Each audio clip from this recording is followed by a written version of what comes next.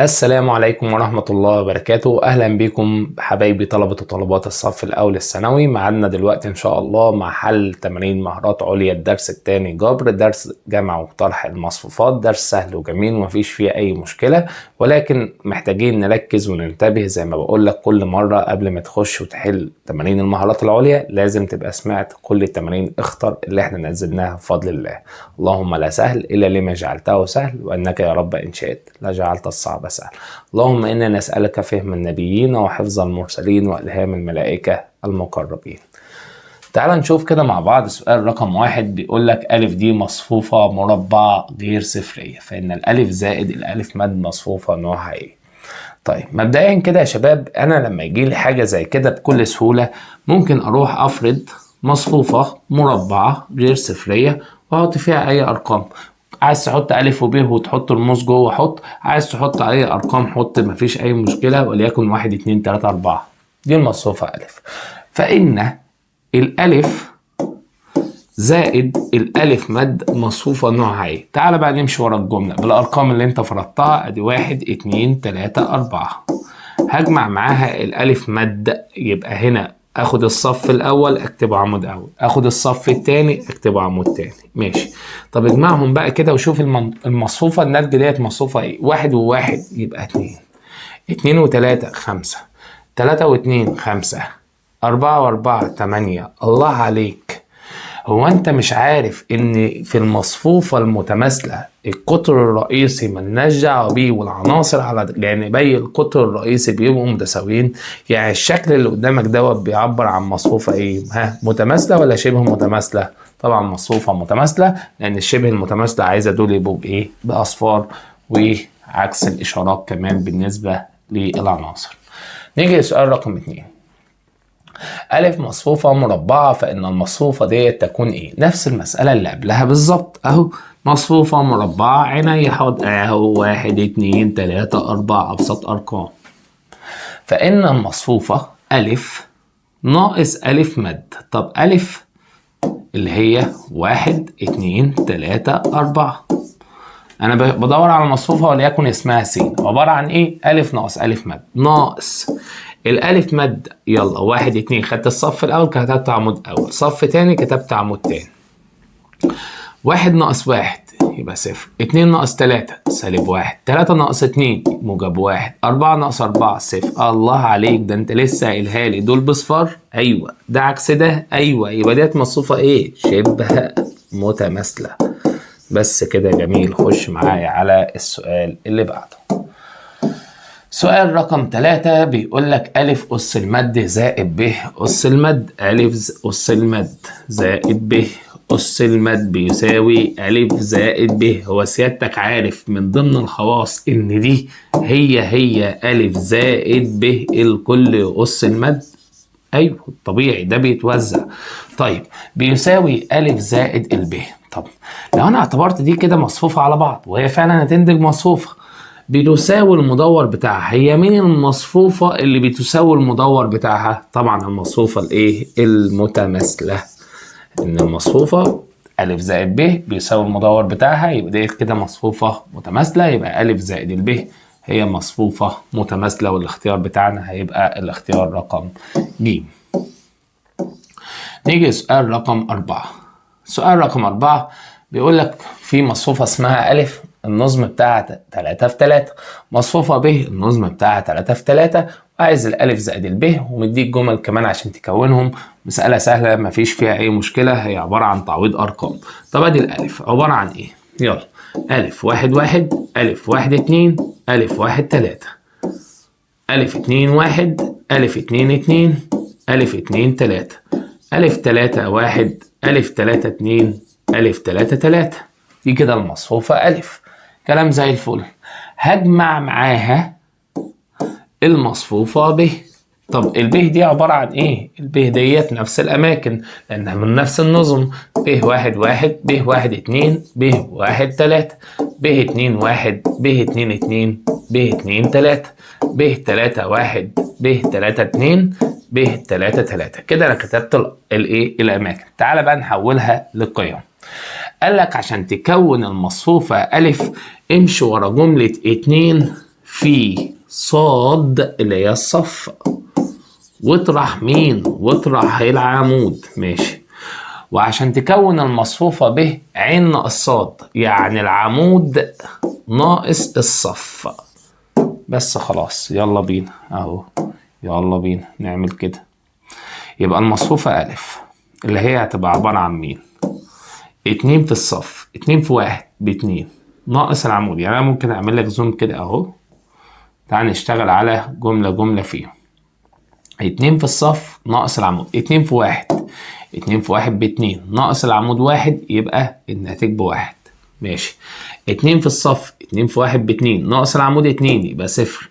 2 في الصف، 2 في 1 ب2 ناقص 3، يبقى -1. 2 في الصف، 2 في 2 ب4 ناقص 1 تبقى 3. 2 في الصف، 2 في 2 ب4 ناقص 2 تبقى 2. 2 في الصف، 2 في 2 ب4 ناقص 3 تبقى 1. 2 في 3 ب6 ناقص 1 تبقى 5. 2 في 3 ب6 ناقص 2 تبقى 4. 2 في 3 ب6 ناقص 3 تبقى 3. كده أنا خلصت لك المصفوفة الأولى. المصفوفة التانية بقى العمود ناقص الصف. العمود ناقص الصف، 1 ناقص 1 ب0، 2 ناقص 1 ب1، 3 ناقص 1 ب2، 1 ناقص 2 -1، 2 ناقص 2 ب0، 3 ناقص 2 ب1، 1 ناقص 3 -2، 2 ناقص 3 -1، 3 ناقص 3 0. كلام جميل. يلا بقى جمع كل دول، امسك دول كده وجمعهم. يلا بينا نبدأ. نقول له ايه بقى؟ ده بيساوي 1 و0، 1 0 و1 ب1، -1 و2 ب1. الله عليك. 3 و1 ب2. طب 2 و0 ب2. طب 1 و1 ب2. طب 5 ناقص 2 3. 4 ناقص 1 3. ده ايه الجمال ده؟ 3 و0 3. ده مزيكا يا اخوان. فين دي بقى؟ عندك موجودة في الاختيار رقم ألف. طيب نشوف سؤال رقم 5. في سؤال رقم 5 بيقول لك ألف مصفوفة من نظم 2 في 2، والألف زائد الألف مد بيساوي المصفوفة أي مجموع عناصر الألف. طيب إحنا مش عارفين المصفوفة ألف، صح؟ صح. طب ما تيجي نفرض الألف ديت بعناصر عشان نعمل بيها جملة، وليكن هفرضها س وصاد وعين ولام.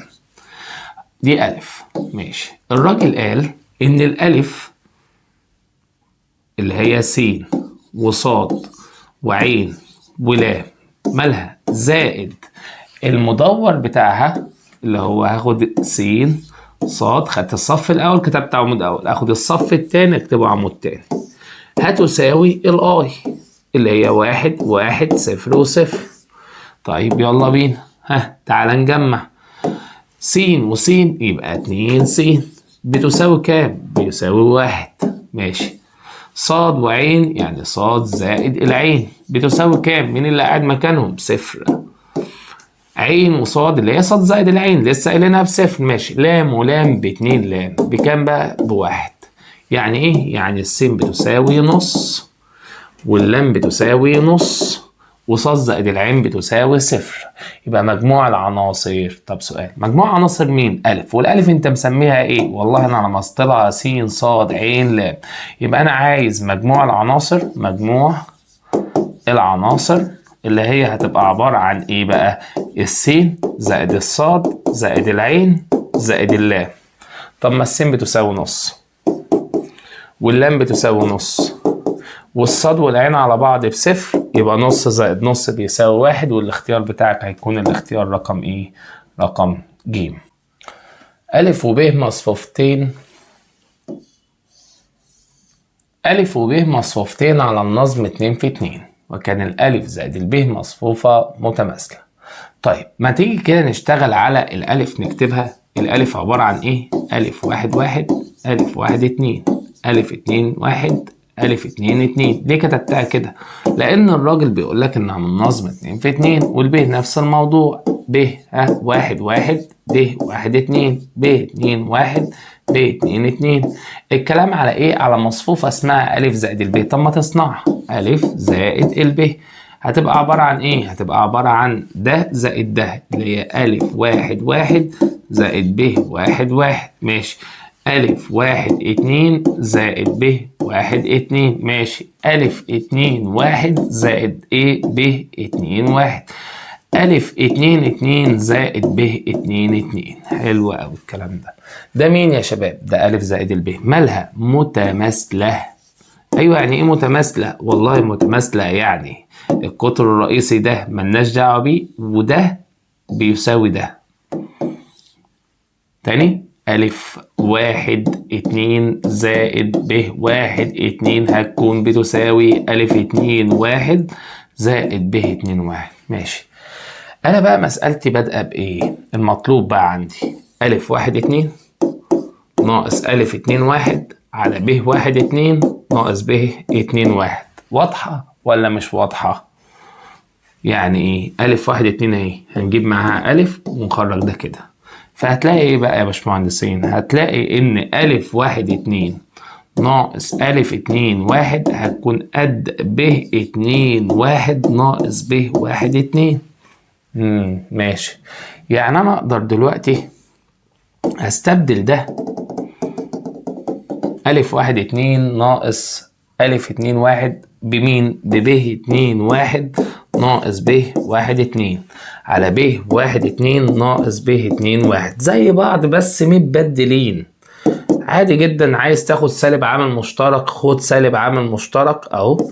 هيتبقى من الاولى ب واحد اتنين، ويتبقى من التانية سالب ب 12 اللي هي اتنين واحد على ب واحد اتنين ناقص ب اتنين واحد. كده نقدر نطير ده مع ده ويبقى لك كام؟ ويبقى لك سالب واحد. وطبعا مسألة من المسائل الجميلة اللي بتعتمد على ايه؟ اعتمدت على خواص المصفوفة المتماثلة.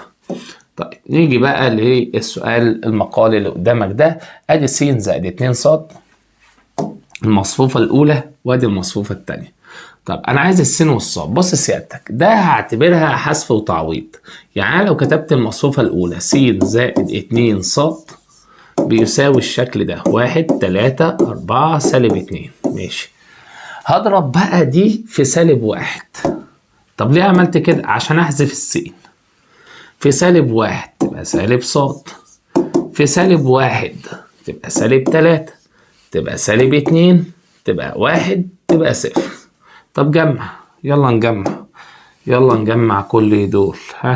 السين والسالب س طاروا مع بعض. 2 ص ناقص ص تدينا ص واحدة بتساوي. نجمع بقى. 1 وسالب 3 كام؟ 1 وسالب 3 1 وسالب 3 1 وسالب 3 يا عم أحمد تديلك سالب 2. 3 وسالب 2 بواحد، 4 وواحد بخمسة، سالب 2 وصفر بسالب 2. كده أنا جبت الصاد بس خلاص. نقي معادلة سهلة هات منها السين. أنا عارف إن السين زائد الصاد بتساوي كام؟ السين زائد الصاد أهي. السين زائد الصاد اللي أنا لسه جايبها سالب 2 1 5 سالب 2 بتساوي 3 2 سالب 1 وصفر. ابعت ده بعكس إشارة تبقى السين بتساوي 3 زائد. ليه زائد؟ عشان عكس إشارة. 3 زائد 2 5. ماشي. 2 ناقص 1 بواحد. سالب 1 ناقص 5 سالب 6. طب 0 زائد 2 تبقى 2، ويبقى دي المصفوفة ص ودي المصفوفة س والمسألة بتاعتك خلصت. نيجي للسؤال اللي بعده. دي المصفوفة اللي اسمها س، وكان الس ناقص س مد أس المد بيساوي ه واو ميم نون، فإن مجموع ه زائد واو زائد ميم زائد نون بيساوي ايه؟ طيب بص بقى، هو أنا لو مسكت الشكل ده ونفذت المد اللي هو بيقول لي عليه، نفذه يعني ايه؟ يعني وزع المد تبقى س مد ناقص س أس مد المد لكل أس المد تدينا ايه؟ تدينا س بتساوي ه واو ميم نون. كلام زي الفل. طب ما انا اصلا معايا السين. معايا السين، يعني السين مد ناقص المصفوفة س اللي هي عبارة عن ألف وب وجيم ودال بتساوي ه واو ميم نون. كلام زي الفل. ابعت لي ده بعكس إشارة، يبقى أقدر أقول له إن السين مد بتساوي ه زائد الألف ماشي. واو، ها، ما هنا ناقص ب تروح موجب ب، يبقى واو زائد الب. كلام جميل. طيب وايه كمان؟ ميم زائد الجيم، ادي ميم زائد الجيم. كلام جميل. نون زائد الدال، ادي نون زائد الدال. طيب مش انا معايا س اصلا؟ ايوه. طب تعرف تدورها؟ اعرف ادورها. الالف والب تتدور تبقى هنا الف وهنا ب، الجيم والدال تتدور تبقى هنا جيم وهنا دال. كلام جميل. تساوي مصفوفتين يا باشمهندسين. يبقى ايه؟ يبقى ه زائد الالف بتساوي الالف، ه زائد الالف بتساوي الالف. وايه كمان؟ ويبقى الواو زائد الب، ادي واو زائد الب بتساوي الناتج ج. وايه كمان؟ ويبقى الميم زائد الجيم بتساوي الناتج ب. كلام زي الفل. ويبقى النون زائد الدال بتساوي الناتج د، يعني النون بتساوي نون زائد الدال هي دال، يبقى نون بصفر. ه زائد الالف هي الالف، يبقى ه بيساوي صفر. لسه الواو لسه الميم. طب تعالى نكتبه. انا عايز منك ه اهو، ه زائد الواو زائد الميم زائد النون. اله بكام؟ اله بصفر. واو زائد الميم. طب هي الواو عبارة عن ايه؟ الواو عبارة عن جيم ناقص الب، جيم ناقص الب. طيب هي الميم عبارة عن مين؟ الميم عبارة عن ب ناقص الجيم. حلو. والنون بايه؟ والنون بصفر. تعالى بقى نجمع دول. الجيم وسالب جيم راح، الب وسالب ب راح، وصفر وصفر، يبقى الناتج في الاخر بيساوي ايه؟ بيساوي الناتج صفر.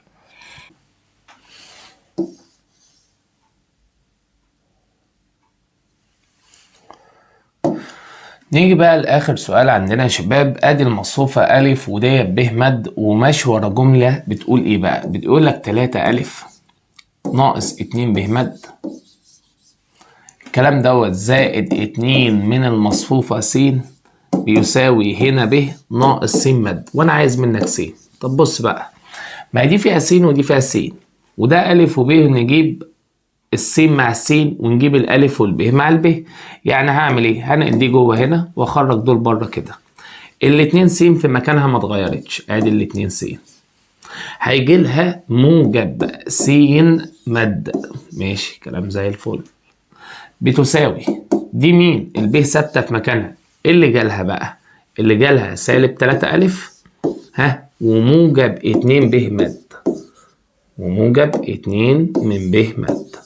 طب تعال نحسبه. الب عبارة عن، أنا عندي الب مد أقدر أدورها عشان أجيب الب، سالب 3 و2 0 و1.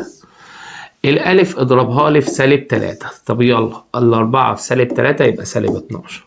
السالب 1 في سالب 3 تبقى 3. سالب 5 في سالب 3 تبقى 15. 2 في سالب 3 تبقى سالب 6. طب اجمع بقى الكلام ده وكده مع بعضه. زائد، أنا نسيت الب مد، زائد الب مد ضربها في 2. في 2 تبقى سالب 6، في 2 تبقى 4، في 2 تبقى 0، في 2 تبقى 2. طب جمع كل دول، يلا نجمع كل دول. سالب 3 وسالب 12 سالب 15 وسالب 6 يبقى سالب 21. 0 و3 و4 يبقوا 7. 2 و15 17، وادي 0 تنزل 17. طب 1 و2 3 وسالب 6 يبقى سالب 3. ده مين يا شباب؟ ده عبارة عن 2، أو ده عبارة عن 2 س زائد السين مد. طب أنا عايز س، منين نجيب بقى معادلات تاني؟ بص حضرتك، أنا هدور الطرفين، همسك الطرفين دول هدورهم. يعني هدور ده، يعني ده يتحط له مد يبقى 2 س مد، وده لما يتدور يدينا س، ماشي. وده لما يتدور هيبقى عبارة عن سالب 21 7، بعد كده الصف التاني 17، وادي هنا سالب 3 تتكتب. دورنا الطرفين. طب عملت كده ليه يا مستر؟ بص بقى، انا عايز احذف س مد. عشان احذف س مد دي 2 س مد، يبقى دي عايزه تبقى سالب 2 س مد، يبقى اضرب كله في كام؟ في سالب 2، واضرب الطرف ده برضو في كام؟ في سالب 2. سالب 2 في 2 س بسالب 2 س. ماشي. سالب 2 في س مد بسالب 2 س مد. ماشي. سالب 2 في سالب 21 هتبقى عبارة عن سالب في سالب بموجب، 2 في 21 ب42. طب يلا سالب 2 في 7 بسالب 14. طب سالب 2 في 17 بسالب 34. طيب سالب 2 في سالب 3 ب6. طب يلا بقى نحذف الاتنين س مد وسالب 2 س مد مشيوا. ايه اللي حصل؟ 1 س وسالب 2 س، ده س وده سالب 2 س، لما ضربناها في سالب 2 تبقى سالب 4 س، يبقوا كام؟ يبقوا سالب 3 س بتساوي، تعالى بقى نجمع، سالب 21 وال 42 يدينا 21 بالموجب. ماشي. ال 17 ناقص ال 14 تدينا 3. طب 7 ناقص ال 34، انت لما تطرح 7 ناقص ال 34 تديلك سالب 27. طب سالب 3 وموجب 6 يدينا 3 واحدة. حلو أوي. هنقسم كله على كام؟ على سالب 3 عشان يجيب مين؟ عشان يجيب لي السين. يبقى السين بتساوي ايه؟ اقسم يا باشمهندس على السالب 3، 21 على سالب 3 يديلك سالب 7. 3 على سالب 3 يديلك سالب 1. طيب سالب 27 على سالب 3 يديلك سالب 9. على سالب 3 لا موجب 9. ماشي. و3 على سالب 3 يديلك سالب 1، وبكده انت جبت له المصفوفة س. وبس كده يا باشمهندسين، ده نهاية حل التمارين المهارات العليا. بتمنى ان انتوا تبقوا استفدتم. ما تنسوناش بدعائكم واللايك والشير، وتوصل كل الفيديوهات بتاعتنا للغير. والسلام عليكم ورحمة الله وبركاته.